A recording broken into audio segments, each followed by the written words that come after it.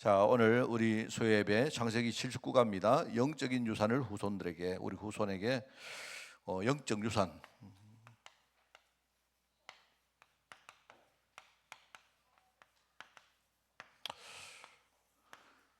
저도 오늘 이 본문 말씀을 이렇게 늘 읽으면서 참 아직도 이해 안 되는 것도 참 많습니다. 사실은요. 뭐 어떤 게 있나 하니까요. 보면 이게 뭐 축복 기도가 아니고 어떤 거는 보니까 굉장히 저주하는 기도고, 그죠? 참 무서운 기도입니다, 그죠? 근데 이제 그런 생각이 들었습니다. 하나님이 여기 보면요, 그 레위 지파라든지 이런 아주 앞으로 뭡니까 귀하게 쓰임 받는 사람들인데, 근데 하나님이 그 뭡니까 그 아버지를 통해서 지금 어떤 말씀하는 거 보면 어떻게 레위 같은 사람들을 하나님이 이렇게 제사장 지파로 썼을까? 뭐 이런 생각도 들어요. 물론 제 마음에 아마 이렇지 않을까 하는 그런 이제 뭐 나름대로 생각은 있습니다만은 뭐 그게 꼭 답이라고 말할 수는 없습니다. 그런데 성경을 쭉 읽어보시면요, 이 지금 오늘 여기 이제 단순히 축복 기도가 아니고 이제 야곱이 아들을 불러놓고 기도하는데 뭐라고 하느냐, 일종의 유언이죠. 앞으로 너희들에게 어떤 일이 일어날지를 내가 미리 이야기하겠다, 이렇게 말한 거예요. 물론 기도이기도 하지만요. 참 이렇게 보면서 아들 차별 되게 많이 한다 이 생각도 들었고, 또 아주 뭡니까 이런 참 저주 같은 이런 기도를 어떻게 할 수 있을까 생각도 했고요.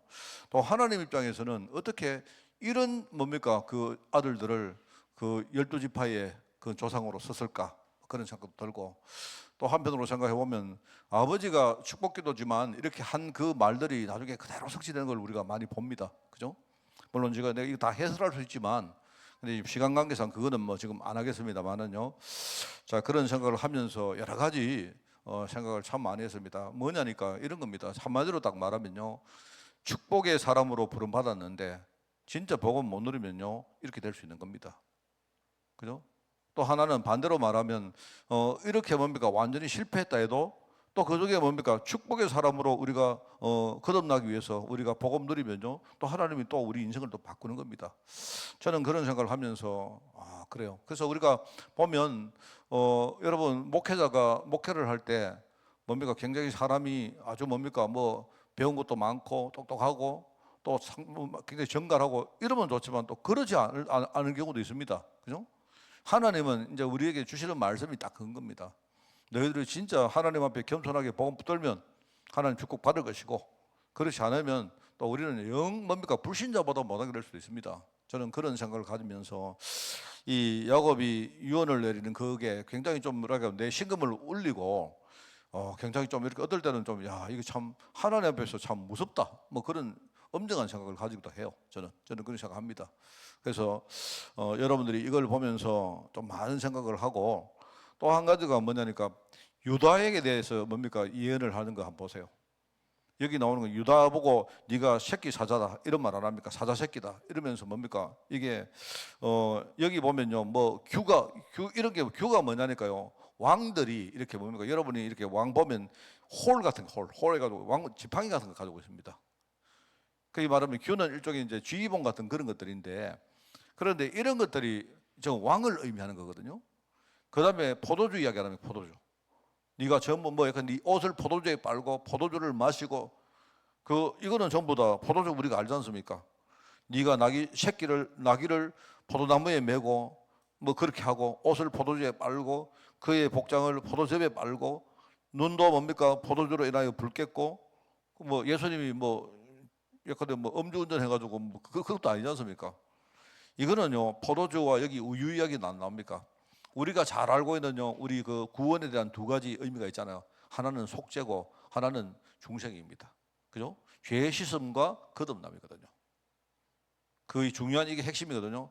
저는 그걸 보면서 정말 어떻게 야곱이 이 시대에 이미 그리스도에 대한 그런 메시지를 이렇게 했을까? 참 저는요 그렇습니다.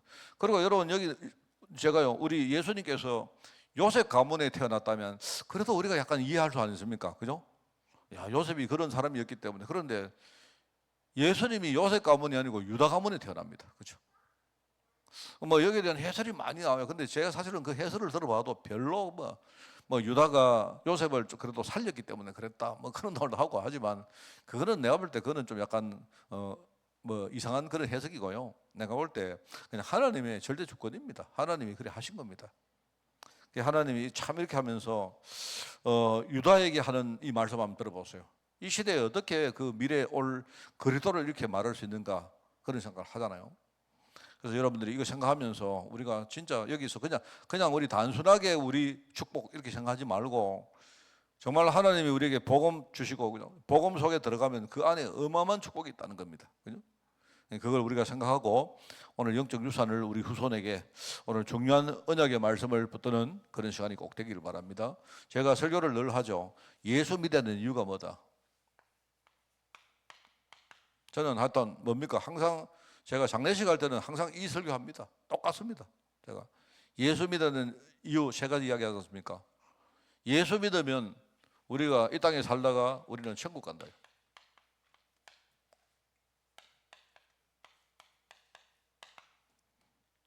여러분이 천국 가기 싫으면 모르지만 천국 가기를 원하면 우리는 예수 믿어야 됩니다.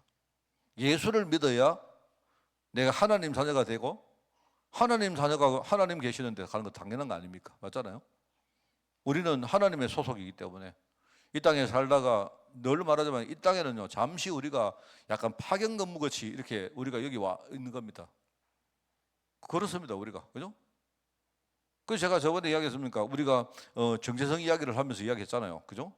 사실은 내가 국적과 뭡니까? 내 지금 거주지가 똑같으면 그건 별 문제 안 됩니다. 근데 우리는 뭐냐니까 우리는요 국적은 천국인데 우리는 이 땅이 뭐냐니까 이 땅은요 마귀의 세상이거든요.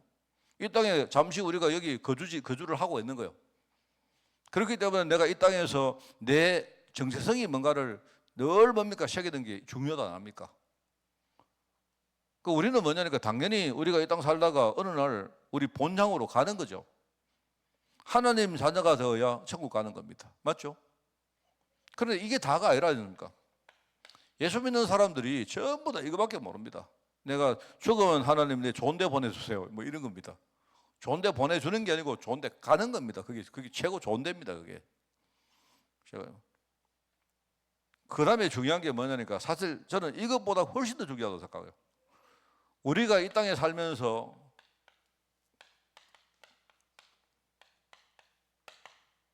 예수 믿으면요 우리가 이 땅에 살면서 천국을 누릴 수 있습니다.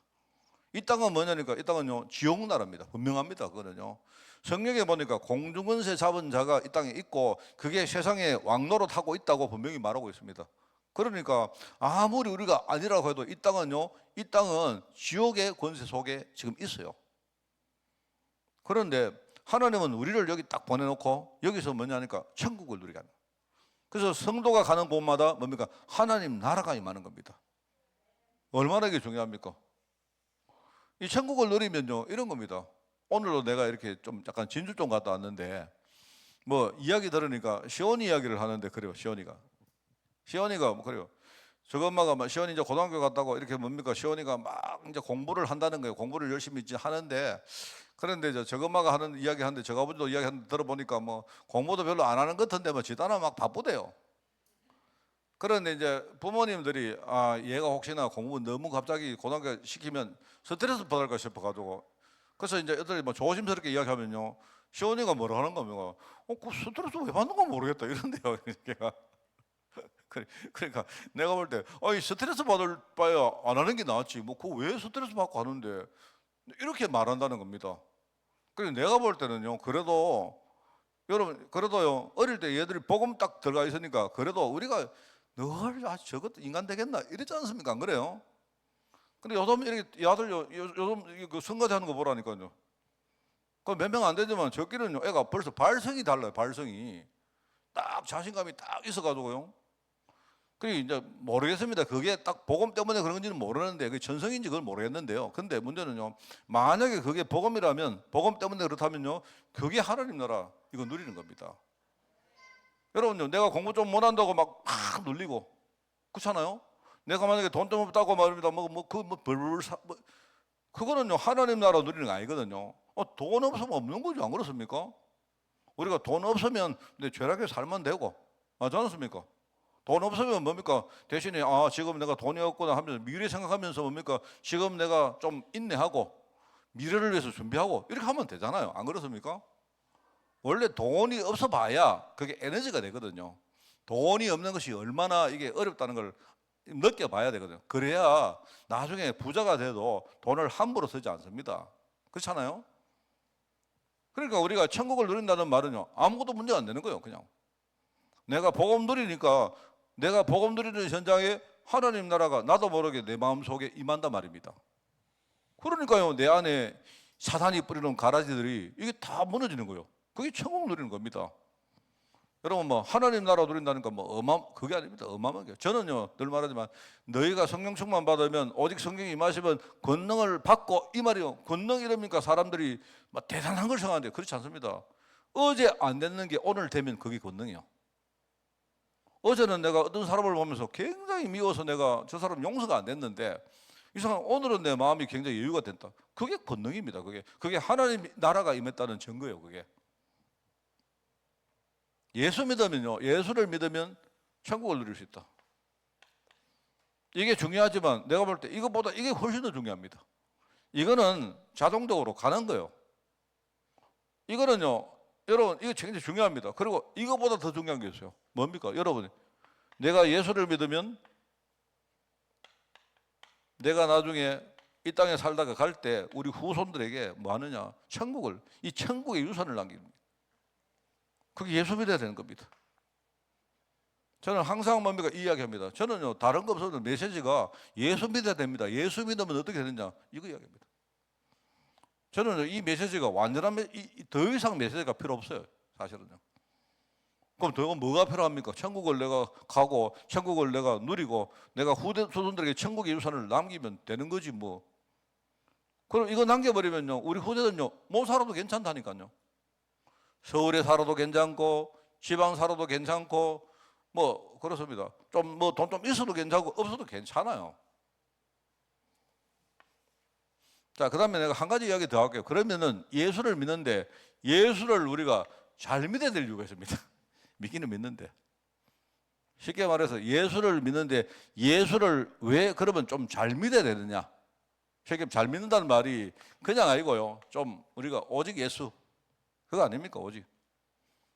이거는 똑같은 이야기입니다. 뭐냐니까, 내가 천국 가는데, 내가 예수를 좀 잘 믿으면 천국을 가긴 가는데요, 예수 믿으면 천국 가거든요. 그런데 내가 천국 갈 때까지 우리가 흔들리지 않습니다. 예수를 잘 믿으면요, 그죠? 예수를 제대로 못 믿으면 천국 가는데 갈팡질팡 이래요.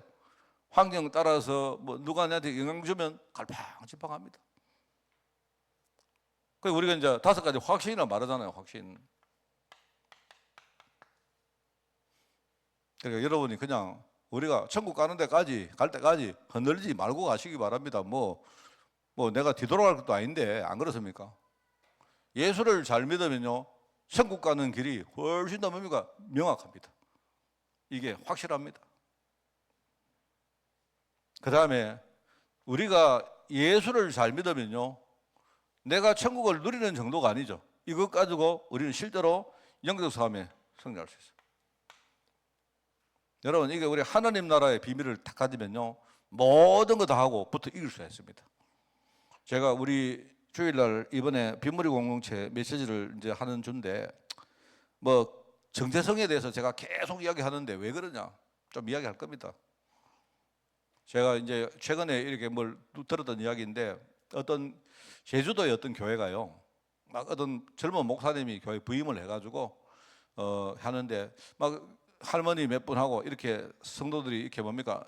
아주 소수의 성도가 이 교회에 있었다는 거예요. 근데 교회가 좀 오래됐는가 봐요. 그래 됐는데, 이 목사님이 교회에 부임을 해가지고는 그 젊은 목사님이 뭘 했는가 하니까, 계속 보니까요, 이게 제주도도 인구가 굉장히 지금 많이 줄었답니다. 그리고 이게 내가 보니까 그 위치가 제주도 시내가 아니고 제주도 시골 지역에 이렇게 있었던가 봐요. 최근에 이제 제주도 이게 뭡니까? 그 시골 지역에 이렇게 사람들이 이렇게 뭡니까? 개발을 많이 해가지고, 그러다 일단 뭐 군데군데 이렇게 뭡니까? 그런 주거 시설들이 많이 만들어져 있다는 거예요. 그런데 제주도의 문제는요, 젊은 사람들이 없다는 겁니다. 그랬는데 그 목사님이 뭘 했는가 하니까, 그냥요 모든 교회의 모든 초점을 후대에게 딱 맞춰요. 후대.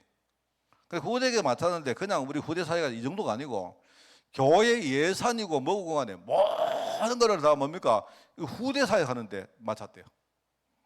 근데 그 이야기 중에 하나가 보니까 뭐냐니까 교회를 이렇게 건축을 하려고 돈을 좀 모아놨는데 이 교회가 그런데 이 목사님이 장원들 설득을 해가지고는 어떻게 됐냐 교회 지을 돈 가지고 그 지역 전체에 뭡니까 문화센터를 만들었대요. 도서관을 만들고 했다는 겁니다. 그렇게 하니까 나중에는요 오히려 바깥에는 불신자 아이들이 뭡니까 그 교회의 뭐 도서관 문화센터 이런 것들을 활용하려고 막 왔대요. 그래 왔는데 뭐 하여튼 뭐 자세한 이야기는 모르겠지만 성도가 한 200명이 됐답니다. 근데 200명 됐는데 그 중에 어른 100명, 렘넌트 후대들이 100명이래요. 그러니까 물론 내가 볼 때는 영적인 메시지가 있고 이런 건 아닌 것 같아요. 그런데 어쨌든 간에 보니까 이게 이제 그런데 그 목사님이 하는 이야기를 내가 들어보니까 이제 뭔가 이렇게 눈이 좀 떠진 것 같아요. 왜냐니까 지금 세상이 지금 우리나라 세상이 엄청 바뀌었습니다. 여러분 정말입니다. 우리가 몰라서 그렇죠. 매일매일 조금씩 바뀌니까 우리 몰라서 그렇죠. 지금 엄청 바뀌었습니다. 지금. 그러니까 이미 우리가 뭡니까 지방 소멸 시대다, 그다음에 노령 시대다 이런 이야기들은 벌써 20년 전부터 훨씬 있었어요. 그때는 우리가 피부로 못 느끼고 있었는데 이게 조금씩 되다 보니까 어느 날 갑자기 우리가 피부로 확 느낀다 이 말입니다. 그런데 지금 우리나라는요 늘 말하지만 뭐 교회를 성장시킨다 이거는요 목사님 생각부터 그건 틀린 거예요. 그게 진짜 성장이 뭐냐, 이제는 우리나라가 양적 성장은 이제는 끝났고요 뭐냐니까 이제는 정말로 질적으로 파고들어야 됩니다. 한 명을 키워도 정말로 제대로 된 제자를 키워야 돼요. 정말. 근데 우리는 말은 그렇게 하지만 그죠? 실제로 뭡니까 그렇게 말하지만 실제로 우리 성도들 몇 명이냐, 교회 재정은 어떠냐 이거 늘 생각한단 말입니다. 뭐 왜냐니까 그게 필요하니까. 그렇죠? 근데 내가 볼 때 그 목사님은 보니까 일단은 젊다 보니까 사람이 참신한가 아예 뭡니까 막 교회 시스템을 싹 다 후대 중심으로 다 바꿔보세요. 그래서 내가 볼 때 상당히 파격적으로 그렇게 하니까 이게요 뭔가가. 그런데 그 목사님이 하는 말이 뭐냐니까 제일 힘들 때 뭐냐, 열심히 뛰는 게 힘들어요. 그게 아니고 기존 성도들 설득하는 게 제일 힘들었대요. 기존 성도들하고 장로님들 설득하는데 몇 년이 걸렸다는 겁니다. 몇 년이. 뭐 그랬다는 거예요. 그래서 지금은 예컨대요 뭐 보니까 뭐 다들 전부 다 좋아하고 지금은 그 교회 뭐 분위기가 보니까 막 후대 키우는 거기에 막 전부 다 막 옛날에 뭐 반대했던 장로님들까지도요 전부 다 뭡니까 막 후대 그렇게 한다는 겁니다. 내가 볼 때는요 이게 내가 뭐 이야기하다가 이 말했지.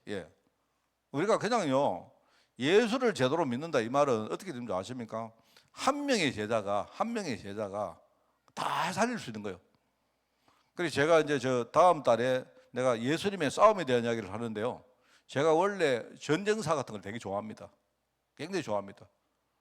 그런데 여러분 잘 보면 알십니다. 지금 여러분요, 지금 시대가 여러분요, 옛날처럼요, 북한이 예컨대요, 인구 뭡니까? 그 군사가 100만 명이고 우리나라 60만 명이고 우리는 탱크가 몇 대고 그런 시대가 아닙니다, 여러분. 지금은 그런 시대가 아니에요. 그런 전쟁도 양상이 완전히 달라졌습니다.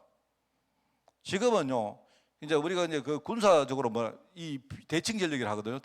비행기가 저쪽에 몇 대인데 우리는 비행기가 몇 대다. 우리는 저쪽에는 뭡니까 함정이 몇 대고 우리는 이게 전부 다 대칭 전력인데 실제로 그 대칭 전력은 뭐냐니까 그거는요 서로 이렇게 뭡니까 맞서는 전력입니다. 진짜 전쟁을 할 때 전쟁에 필요한 건 뭐냐 비대칭 전력이거든요. 비대칭 전력 중에 제일 중요한 게 뭐냐 그게 우리 핵무기입니다. 핵무기. 북한은 핵무기가 있는데 우리는 없잖아요. 그 대칭이 아니다 말입니다. 그죠? 이런 것들이 이제 비대칭 전력이 갈수록 뭐냐 비대칭 전력이 중요해요. 비대칭 전력이 진짜 중요한 게 뭐냐 스파이입니다. 스파이 간첩. 진짜 요 간첩을 양성하고 특수전 요원을 양성해 가지고 이 한 사람 이 한 부대 하나가요 실제로 파고 들어가 가지고 굉장히 많은 일을 하는 게 그게 이제 현대 전쟁입니다. 그래서 제가 이래 보니까 예수님께서요 우리 뭐 전사를 읽었는지 그거 잘 모르겠는데 예수님이 하신 싸움을 보면요 굉장히 현대에 부합한 전쟁을 해요. 제가 그거를 4월 달에 내가 설교를 할 생각입니다. 그러니까 이 무슨 말입니까? 지금은 예컨대 보세요. 뭐 북한에 100만 명 있다. 아무 소용 없습니다. 그 100만 명 이스나 마나 아닙니까? 근데 지금 북한이 저요 그 떵떵 소리 치는 게 뭐 핵무기 몇 개 가지고 있다고 소리 치거든요. 안 그렇습니까? 그러니까 이제 이런 시대로 세상이 바뀌었다는 말입니다. 원래 영적 세계는요, 내가 볼 때 더 그래요. 영적 세계는요, 어떤 뭔가 우리가 영적 싸움이라는 관점에서 볼 때는 뭐 예컨대 우리가 군사가 100만 명이다. 이 중요한 게 아니고요. 진짜 제대로는 특수전 요원 한 명 있다. 이게 훨씬 더 중요합니다. 그게 사실은요. 그리고 예수님이 처음부터 12명 제자를 딱 불러가지고요. 실제 보면요. 예수님은 굉장히 뭡니까? 뭐 특수 요원 키우는 거기에 예수님 굉장히 관심이 많아요. 예수님이. 그걸 보면 예수 잘 믿어야 됩니다. 시시하게 뭡니까? 우리가 뭐 말로만 믿고 그게 아니고요. 진짜 이 사람 속에, 우리 후대들 속에 복음이 딱 들어가가지고 실제 이 복음이 내게 능력으로 작동할 정도까지 돼야 돼요. 우리 아이들은요, 정말 저도 잘 못하니까 할 수 없지만, 정말로 뭐든지 영적으로 싸워 이길 수 있는 아이들을 만들 수 있습니다. 정말 아무것도 문제 안 되는 아이들 만들 수 있어요. 그 복음은 능력이기 때문에. 안 그렇습니까? 그리고 늘 말하지만 우리가 후대에게 천국의 유서를 남길 수 있지만요, 빈약하게 남기는 것도 있고 아주 부하게 남기는 것도 있습니다. 안 그렇습니까? 내가 재산을 1억 남겨주는 거하고 내가 1조 남겨주는 거하고 차이가 나죠. 안 그렇습니까? 나잖아요. 그거는 세상에서는 우리가 저거 불공평하다. 뭘 불공평해요? 아버지가 돈 많은 것도 자기 능력이지. 안 그렇습니까? 우리가 이제 배가 아프니까 이제 말만 못하고 뒤로는 뭡니까? 평등사회 이래 하지요. 세상이 평등 안 하는데 뭘 평등사회 이야기합니까? 잘 않습니까? 그렇잖아요. 지금 보세요. 쟤들이요. 지금 중동 사람들요. 그래도요, 이 이란이 큰 소리 떵떵 치는 건 뭐냐니까 석유가 많거든. 안 그렇습니까? 만약에 저 석유 없으면 저거는요, 저기 누가 전쟁도 저기는 안 벌어집니다. 저기는 땅이 척박하기 때문에 아무도 관심 안 가집니다. 석유 때문에요. 다들 전부 다 추멀리고 하는 거 아닙니까? 맞잖아요. 그런 겁니다. 지금은요. 세상이. 그러니까 우리가 후대에게 유산을 만들어 주되 영적으로 쉽게 말하면 부유한 유산을 만드는 겁니다. 예수 잘 믿으면요 완전 달라져요. 부모님은 대충 교회 왔다 갔다 하는 사람하고, 그죠? 아예 부모님 눈에 뭡니까? 불이 나는 사람하고요. 진짜 세계복음에 딱 뭡니까? 딱 완전히 인생을 딱 꽂은 사람하고요. 후대에게 물려준 유산이 자체가 달라요. 그거는 확실합니다. 저는 오늘 이거 말하려고 하는 게 아니고, 그냥 예수 믿을 거 잘 믿자. 이 말입니다. 여러분, 이거 하나는 우리가 흔들리지 말아야 되겠습니까? 안 그래요? 맨날 앉아가지고 내가 누군가 이러면 곤란하잖아요. 안 그렇습니까? 또 우리가 천국을 누려도 영적으로 뭡니까? 내게 매일매일 도전하는 그런 세력이 있는데 제대로 우리가 뭡니까? 영적으로 승리하고 이기고 뭡니까? 전거 가지고 사람 살리고 살아야 되겠습니까? 안 그래요?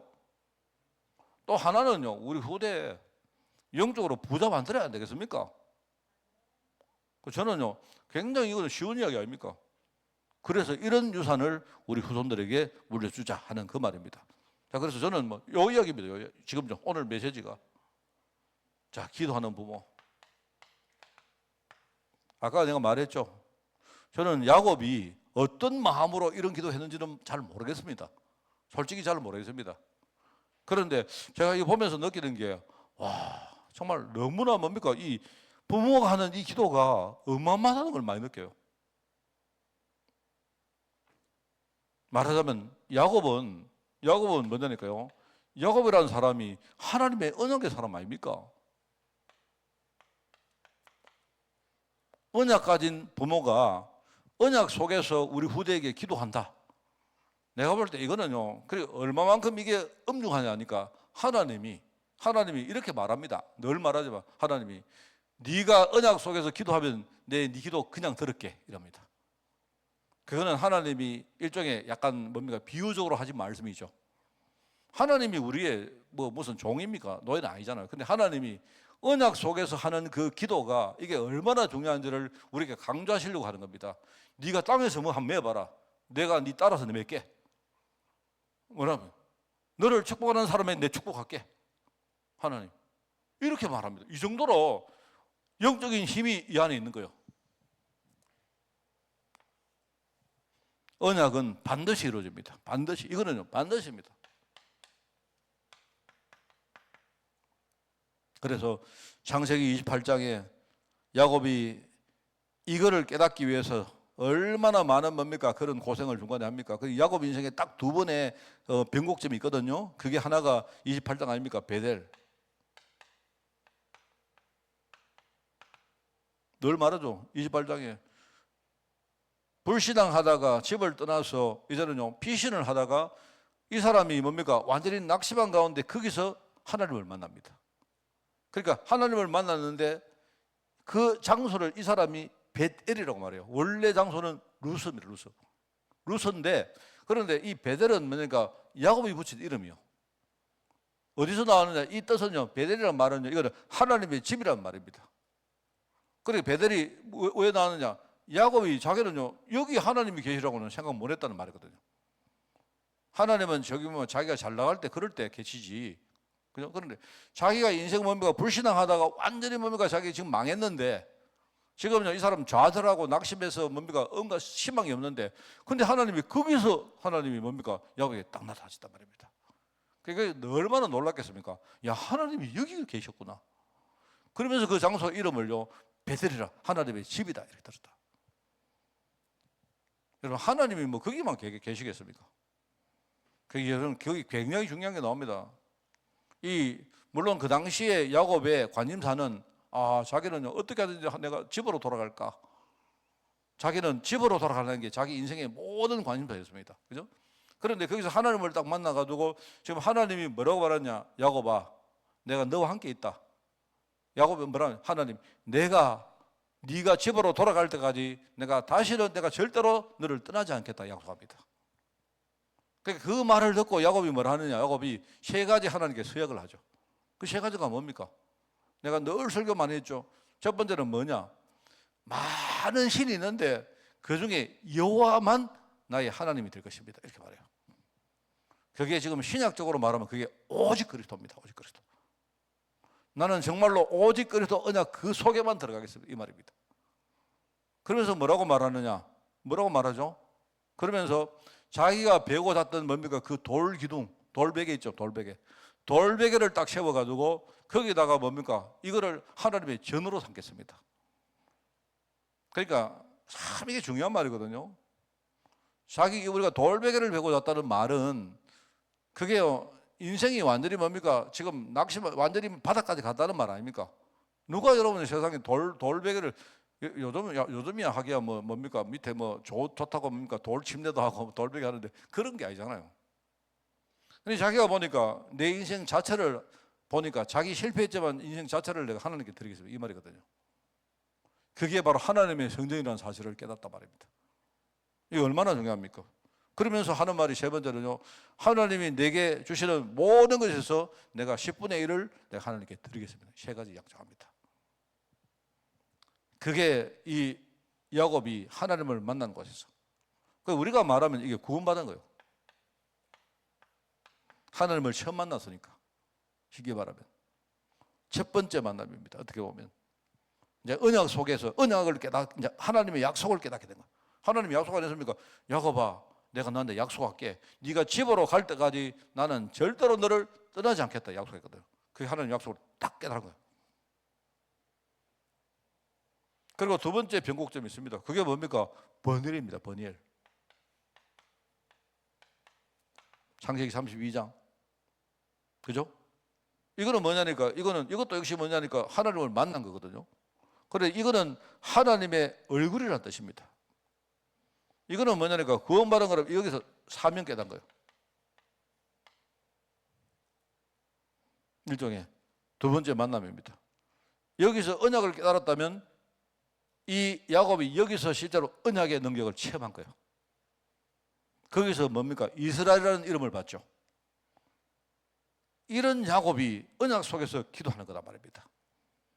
이 하나님이 약속을 했지 않습니까? 그래서 여러분 있지 않습니까? 기도하는 부모가 그냥 기도한다고 응답되는 그런 게 아니고요. 우리가 언약 속에 딱 들어가서 기도하면 하나님은요 언약을 이루시는 분이시기 때문에요 우리 기도를요 언약 속에서 다 듣고 계십니다. 그 당연히 뭐냐니까 언약적 축복은요 오게 되는 거 아닙니까? 우리 옛날에 언약적 축복하면서 5가지 이야기 했잖아요. 늘 안 했습니까? 근원적 축복이 있고, 그다음에 뭡니까? 시대적 축복이 있고, 대표적 축복이 있고, 그다음에 기념비적인 축복이 있고, 그다음에 불가항력적 축복이라고 그래 말했잖아요. 그게 창세기 12장 말씀 가지고 그게 해설한 거 아닙니까? 물론 그렇게 해설했지만 그게 뭐면 언약 속에 있는 축복을 말하는 거예요. 언약 속에 있는 축복은 언약에서 축복이 나오는 것이고, 그죠? 언약적 축복은 언약 속에 있는 축복은요 그 시대의 많은 축복 가운데 대표가 되는 축복입니다. 그리고 언약 축복 가지고는 사람을 시대를 바꿀 수가 있어요. 그 다음에 언약적 축복은 뭡니까? 우리 후대에게 뭡니까? 기념비를 남길 수 있는 축복이에요. 그게. 그리고 이 언약적 축복은요 마귀가 와서 빼앗아 갈 수도 없습니다. 이거는 불가항력적이라는 말은요 이게요 뭐 하나님이 줬다가 뺏어가고 이런 게 아니다 말입니다. 마귀가 중간에 와서 뭡니까? 이거를 취소시키고 할 수도 없는 겁니다. 불가항력적이라는 말은 그 말은 무슨 말이냐? 말 자체는요 내가 받기 싫다고 내가 아이고 싫습니다 나 이게 안 된다는 말입니다. 하나님이 주시는 축복은요 이거는요 아무도 이건 제약도 못하고 이거는요 거부도 못하고 이거는 없애지도 못하는 축복이다 이 말입니다. 하나님 한번 축복 주시면요 그거는 끝까지 가는 거예요. 끝까지. 이게 그 속에 들어있단 말이에요. 그래서 여기에 이제 참 무서운 이야기 나오잖아요. 우리가 이 자녀에게 영적 축복을 우리가 제대로 뭡니까? 우리가 이걸 전할 사명이 있는데 이걸 제대로 못하면요 우리 후대는 엘리처럼 사는 겁니다. 엘리처럼 눈 멀어가지고 사울왕처럼요 왕이 됐는데 언약 전혀 모르는 사울왕처럼 그러니까요 악신이 막 뭡니까? 사울왕에 와가지고 떠나지도 않고 늘 거기서 시달리는 겁니다. 오늘 보세요. 유대민족들이 나중에 보세요. 여기에 아버지가 하는 기도가 그대로 이루어지는 게 너무 많습니다. 이게 언약 가진 자의 기도다. 그래서 우리는 이거는 반드시입니다. 우리는 반드시 여기에 대해서는 이의가 없어야 됩니다. 우리는 언약 전하는데 여기는요 절대로 여러분이 다른 소리 나와서는 안 돼요. 우리 교회는 뭐 다른 건 몰라도 하나님 언약을 우리 후대에게 반드시 우리는 전가할 교회가 돼야 된다. 심지어 어느 정도나 내가 실패한 것조차도 우리 후대들에게 언약을 전하는 수단이 돼요. 여러분 반면교사를 압니까? 반면교사. 반면교사가 뭐냐니까 아빠처럼 살면 안 된다, 목사님처럼 살면 안 된다 하는 게 그게요 반면교사. 교사는 교사인데 반대로 말하는 교사. 반대로. 우리의 실패를 통해서도 우리 후대에게 언약이 전달되도록 야 우리 아버지처럼 살면 저렇게 망하는구나. 그 우리 아버지의 인생이 주는 메시지가 뭐냐? 야 우리도 아버지는 그렇게 못 살았지만 우리는 언약 잡아야 되겠구나. 이렇게 우리 후대에게 언약. 그러면요 나는 비록 뭡니까? 실패만 해도 하나님 보실 때는요 내가 제대로 사명 감당한 사람이 되는 거예요. 반드시. 그게 오늘 본문에 쫙 나옵니다. 본문에. 여러분 한번 집에 가시거든 시간 날 때 이 아들 유다와 그다음에 요셉에게 준 축복을 한번 읽어보시기 바랍니다. 저는 이렇게 좀 자주 이렇게 읽어봅니다. 그리고 제가 이 구절들을 되게 좋아합니다. 야 이게 어떤 축복인지 보세요. 하나님은 이 언약의 축복들을 반드시 이루셨습니다. 그게 히브리서 11장에 나오는 증거들이 쫙 정의들이 나오죠. 그래서 우리가 히브리서 11장에 나오죠. 믿음의 주요, 그게 12장에 나오죠. 믿음의 주요, 온전케 하시는 인 예수를 바라보라 하는 겁니다. 우리가요 믿음의 주요, 언약을 이루신 그 주님을 믿고, 그죠? 그 다음에 이 언약을 온전케 뭡니까? 이루신 그 주님을 우리가 항상 바라보고 나가야 돼요. 그게 정인들입니다. 그래서 여기에 창세기에 나타나는 언약의 중심. 창세기에 나오는 언약의 내용이죠. 그죠? 내용. 여기 보니까 부름받은 자의 비밀 했습니다. 그죠? 부름받은 자의. 하나님이 아브라함을 불러놓고 내가 너에게 지시할 땅으로 가라. 가나안 땅입니다. 부름받은 자에게는 비밀도 아닙니다. 우리가 부르기 전에는 그 비밀이었지만요. 가나안 땅이 뭡니까? 바로 가나안 땅에서 일어날 일을 말하는 겁니다. 가나안 땅에서 정말 중요한 일이 두 개 일어난다 합니까? 한 개는 뭡니까? 바로 그리스도가 오셔가지고 십자가를 치른 땅, 그 땅이 바로 가나안 땅입니다. 하고 말은 여러분 지구본을 딱 들어보면요, 사실 그 가나안 땅이 너무 작습니다. 하늘에서 뭡니까? 운석이 떨어져도 그죠? 가나안 땅에 맞을 가능성 별로 없습니다. 그 전에 이렇게 뭡니까? 뭐 이렇게 그 운석이 날아와가지고 지구가 충돌한다 해가지고 가는데요. 내가 볼 때 우리 한국도 별실에 걱정 안 해도 됩니다. 우리 한국에 운석이 떨어질 가능성이 별로 없습니다. 그런데 가나안 땅 우리보다 훨씬 더 적어요. 그게. 가나안 땅 그런데요. 어떻게 하나님이 이 땅에 또 이렇게 떨어주셨는데 어쩌다가 가나안 땅에 떨어졌겠습니까? 그죠? 하나님이 지구본을 싹 돌려놓고는 그죠? 하나님이 육신을 따고 어느 날 갑자기 위에서 뛰어내렸어요. 뛰어내렸는데 가나안 땅에 떨어졌어요. 그 땅이 바로 그 땅입니다. 뭐 우연인지 필연인지 몰라도 이 가나안 땅에서 뭡니까? 예수님이 십자가를 지시고 3일 만에 부활하십니다. 이게 성령이 뭡니까? 지금요 임하시는 모든 그 일들이 가나안 땅에 일어납니다. 그러니까 바로 가나안 땅 이러면요 그리스도 언약에 대한 이야기 한 거예요. 그리고 알죠? 이 가나안 땅에서 세계복음화 운동이 시작됩니다. 여기서 그게 바로 사도행전 나옵니다. 그러니까 세계복음화 운동 그리고 뭡니까? 그리스도와 세계복음화 언약이 시작된 바로 그 땅 말하는 겁니다. 그 땅. 그래서 이걸요 한참 이전에 하나님이 아브라함 보고 내가 너에게 지시할 땅으로 가라 합니다. 그 땅. 그 땅은 언약의 땅일 것이기 때문에 이게 가나안 땅입니다. 특별히 이제 후대입니다. 후대. 하나님이 이 언약의 축복을 후대에게 물려주기를 원하는 겁니다. 그게 창세기 22장입니다. 우리 흔히 말하는 모리아 산에서 일어났던 일입니다. 하나님이 아브라함 보고 뭐랍니까? 네 독자 이삭을 하나님께 바치라고 합니다. 그런데 아브라함이 얼마나 언약에 대한 믿음이 확실했는지 그렇습니다. 순종한 겁니다. 하나님 뭐랍니까? 이제야 네가 그 옛날에는 하나님이 긴가민가 했는데 내가 보니까 이제야 네가 정말로 이제는 네가 하나님을 기억하는 줄 내가 인정했다 하나입니까? 그게 22장에 나오잖아요. 그러니까 여러분 한번 보세요. 22장에 아브라함 아버지 아브라함과 이삭이 아들 이삭이 뭘 깨닫겠습니까? 22장에 그냥 단순히 하나님이 죽이려 했다가 그냥 하나님 말씀 잘 순종하니까 살렸다 그게 아니잖아요. 거기서 일어나는 사건이 뭐냐니까 완전히 죽게 됐는데 그죠? 하나님이 술장을 준비해 가지고 그들 대신 죽이신 겁니다. 그러니까 죽음과 다른 바 없는 사람이요 그 술장 때문에 살아난 거예요. 그러니까 이제 아마 그 당시에 이 사람들이 그리스도 메시아 이런 뭡니까 그런 말들은 잘 몰랐겠죠. 그 뒤에 이제 말하면 메시아라는 이름이 이렇게 뭡니까 개념들이 만들어졌겠죠. 그런데 아마 그 당시에 아버지 아브라함도 그렇고 이삭도 그렇고 와, 내 죽을 뻔했다. 근데 하나님이 수장을 준비해가지고 그 덕분에 우리 살았다. 이거는 자기들 마음속에 완전히 각인 안 됐겠습니까? 안 그래요? 하나님이 죽이지도 않을 이삭을요 왜 하나님 전부터 죽이라 합니까? 그 마음에 뭡니까 메시아 언약을 완전히 각인시키려고 하는 거예요.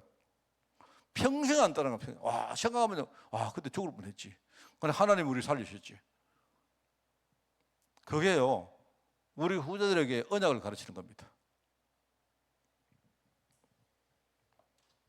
그러면서 이런 일들이 나중에 현장에 얼마나 증거가 나타납니까? 창세기 13장에 보니까 아브라함이 자기 조카 롯과 하나님이 말씀을 처음에 순종을 안 했잖아요. 하나님이 본토 친척 아비 다 정리하라 했는데 왜 롯을 데리고 옵니까? 왜? 롯 아버지가 자기 형인데 죽었거든요. 일찍 죽으니까 인간적인 생각으로 롯을 데리고 온 겁니다. 그런데 롯 때문에 계속 힘들잖아요. 근데 아브라함하고 롯이 이렇게 뭡니까 가는 길이 딱 달라지니까 그때부터 뭡니까 아브라함은 승승장구하는데 롯은 가는 데마다 계속 문제 옵니다. 그게 언약의 길인 거예요. 그게 창세기 13장, 14장에 쭉 나오는 내용들입니다. 나중에 보세요. 언약의 계보를 이어갈 이 이삭이 창세기 26장에 뭡니까? 그랄 땅에 갔는데 그랄 땅에 뭡니까? 하나님이 아버지의 유업을 통해 가지고 뭡니까? 100배의 축복을 줍니다. 그죠? 파는 데마다 셈의 근원을 얻습니다. 나중에 넓은 땅을 얻습니다. 로봇입니까? 로봇을 얻잖아요. 그게. 그 로봇이란 말은 이제는 안 싸워도 될 만큼 뭡니까? 안 싸워도 될 만큼 하나님이요 그 축복을 줬단 말입니다. 아버지의 축복을 발판으로 준 거예요. 전부 다. 그런 겁니다. 창세기 32장에 여기 나오죠. 창세기 32장에 나오는 게 번일입니다. 번일에서 뭡니까? 하나님이 이제는 네 이름을 야곱이라 하지 말고 뭐라고요? 이스라엘이라 해라. 뜻은 뭡니까? 사랑과 하나님과 겨루어 이겼다는 말입니다.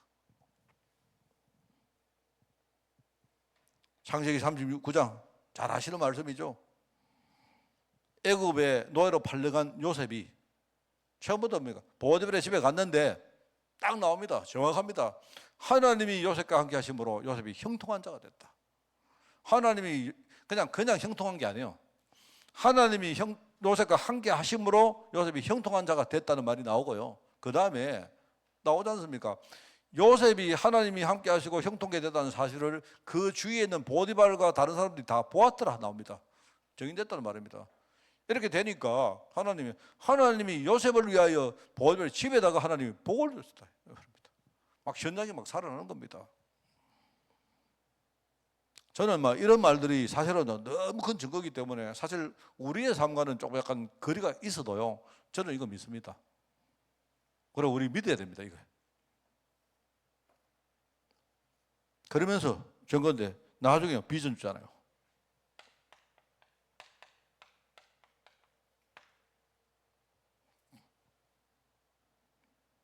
얼마나 하나님이 세계 선교에 대한 비전을 주느냐.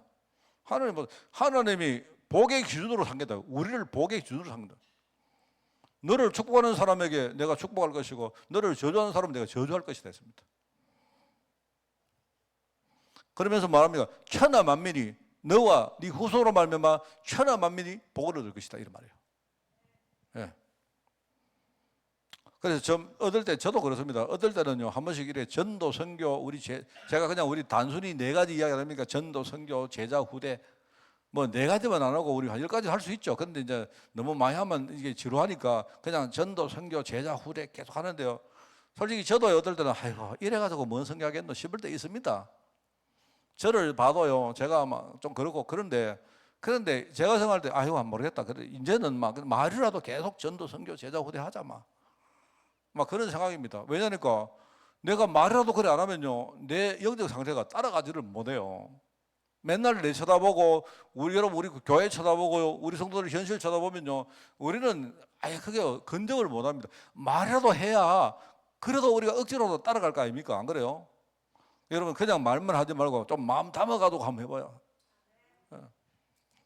저는 뭐 그런 생각입니다. 저는 그래 참 정말 그래서 뭐 저는 요즘 이렇게 가는 데마다 그럽니다. 좀 이렇게 집집마다 목사들 좀 내놔라. 아들 좀 목사 좀 키워라. 내 애들도 이야기 들어보고요. 야, 저는 저거 목사하면 되겠다. 이러면 야 목사 시켜라. 목사 막 합니다.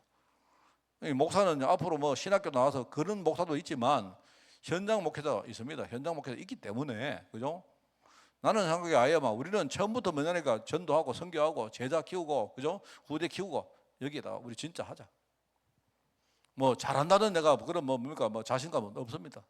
왜냐 내라는 사람 자체가 워낙 아닌데 그럼 아니면 그러면 내가 인생을 그냥 그러면 나 아니다 하고 끝내야 되겠습니까? 그건 아니잖아요. 그래서 저는 생각에 그렇습니다. 저는 하나님이 언약 속에서 이런 비전을 우리에게 줬다. 저는 정말 참 우리가 부족하고 실패도 많이 했지만 오히려 그렇게 한 것이 더 한이 되고 그죠? 우리가 마음을 더 담을 수 있는 참 중요한 축복으로 된다는 생각합니다. 그죠? 여러분들이 청대하시기 바라고 반드시 아까 있죠? 그냥 예수 믿지 말고 잘 믿읍시다. 제대로 믿읍시다.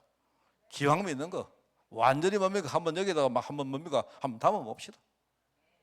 우리가 그래서 우리 후대를 진짜 영적으로 부자 만들고 우리 후대 부자 만들어 놓고 가야 됩니까? 여러분 아파트 다 사주세요. 사주고 다 사주는데 그냥 아파트만 사주지 맙시다. 그래 하지 말고요. 진짜 영적으로 부자 만들어 놓고 우리 천국 가자 말입니다. 이런 승리하는 축복이 있기를 바랍니다. 하나님 감사합니다. 우리 교회 안에 앞으로 영적인 유산을 받을 우리 후대 제자가 일어날 줄 믿습니다. 이들이 현장의 정인이 되고 이들이 이 시대의 언약 운동의 주역이 되어서 하나님 또 다른 시대의 후대 키우는 데 쓰임받도록 주님이 축복하여 주옵소서. 세상이 말하는 돈도 명예도 그리고 성공도 이들에게 전혀 문제가 안 되게 하시고 오직 언약의 제자로 자라날 수 있도록 하나님 축복하여 주옵소서. 이 모든 말씀 예수님의 이름으로 기도드리옵나이다. 아멘.